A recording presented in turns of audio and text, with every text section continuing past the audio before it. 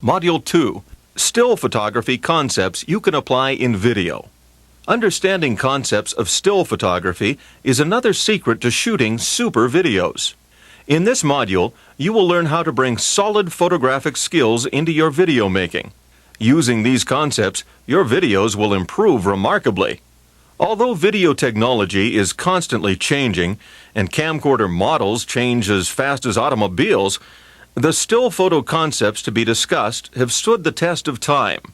They were valid years ago, they work today, and will continue to apply in all your future video shooting. For this reason, we consider this module to be one of the most important segments to learn. Part A of Module 2 will examine how to use still photo concepts in your videos. Part B will deal with composing shots, which is also rooted in still photography, but applies just as much to video making. Concept 1. Keep shots simple. Simplicity makes the shot more memorable, and hence more impactful. Avoid clutter or busyness in your shots, such as the classic telephone pole growing out of the subject's head. Learn to watch for and eliminate extraneous matter from the frame. Compose crisply. Now, those of you who were with me in the amphitheater at the beginning of our walk should recognize this dinosaur. There's nothing much going on in this shot. It's got two simple elements and no other clutter.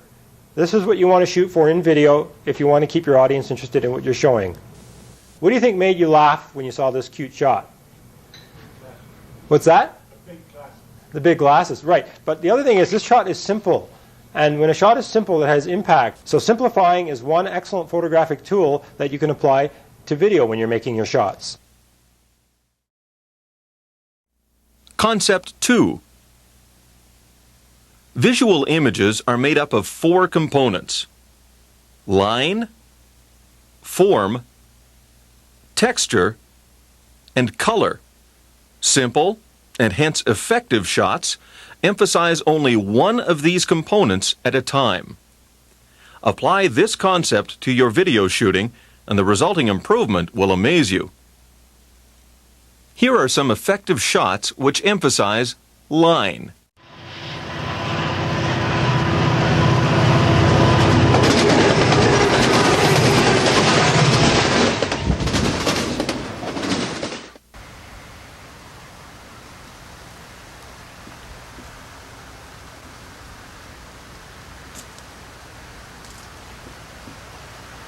The upcoming shots are strong on form.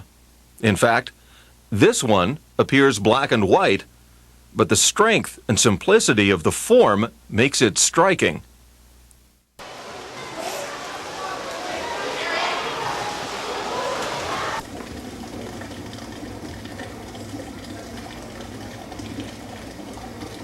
Next, shots which emphasize texture.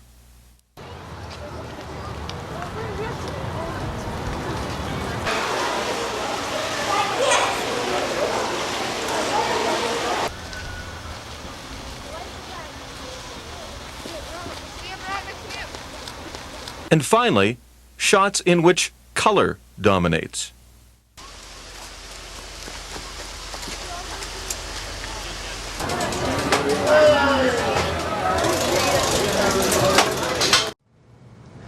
That shot is strongly emphasizing color, and then as we zoom out, which you'll see next, the element of form becomes dominant. Concept 3.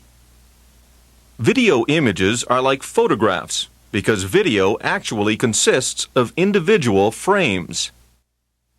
Now, you may remember movie film. Movie film, you can actually see the images on movie film, and there's sprocket holes, and movie film plays by projecting a series of individual still pictures in rapid succession to give the illusion of movement. Well, when you hold up a piece of videotape, as hard as you can look, you're not going to see any pictures on that videotape, are you? However, there are individual frames in video. Here's what they look like. That's one. That's the halfway point between one and the next. And then that's the next frame. And there's 30 of those going by every second. Concept 4. Most camcorders have a variety of different shutter speeds similar to still photo cameras. Again, if you've worked with even a 35mm camera, you're going to usually see there's a selection of different shutter speeds which dictates how quickly the picture is taken. Is the picture taken at a slow exposure, like a 1/5 of a second or a 1/10 of a second, or is it taken at a 1,000th of a second? Each has its purpose, and they're employing some of these features in some video cameras, not all video cameras. Faster shutter speeds help freeze action. We're going to freeze this action taken at the normal 1/60th shutter speed right now. Notice how fuzzy the people appear because they were moving quickly. Now we've switched the camera to 1/1000th of a second high-speed shutter. When we freeze the image now, everything appears razor sharp. This was done with a high-end VCR. Look at the ball. Look how clear the ball is. Now, if you didn't shoot this on high-speed shutter, the ball would just look like a blur or a streak. But because the camera was shot with something called high-speed shutter, it freezes the action, especially when you analyze it in slow motion. Look at the runner. Every frame of the runner, if I stop it, wherever I stop it, the runner is not blurred. The runner is sharp because it was shot at high-speed shutter. If it was shot at regular shutter speed, it would be very blurry looking. That's an important consideration. If you were buying a camera and you thought you'd like to go out there in your backyard and analyze your golf swing, for example, then it might be important to you to have that feature high-speed shutter. If you never plan to use it for anything like that, it may not be as important. But yet high-speed shutter even has its uses in doing other things, like if you're doing a fairly quick pan or you're doing any kind of camera movement, if you have the light outdoors and there's sufficient light, then sometimes setting it to high-speed shutter will give you just that added bit of stability in your images. Some camcorders have just the opposite, low-speed shutter. On the Canon A1 Digital, this feature is referred to as gain up, but rather than increasing the sensitivity in low light by opening up the iris wider, this feature does it by using a low-speed shutter.